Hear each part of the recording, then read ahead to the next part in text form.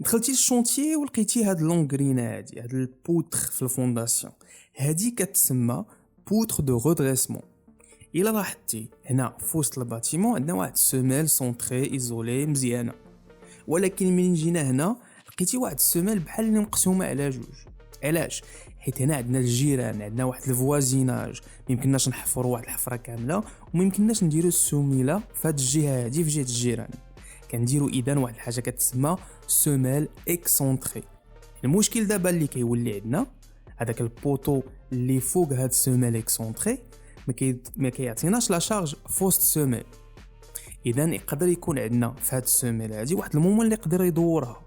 الحل هو هاد البوتر دو رودريسمون اللي كنديروها بين هاد السوميل اكسونطري واحد السوميل اخرى سونطري باش نسدو هاد المومون، باش نحيدوه، باش نديرو ليكيليبر.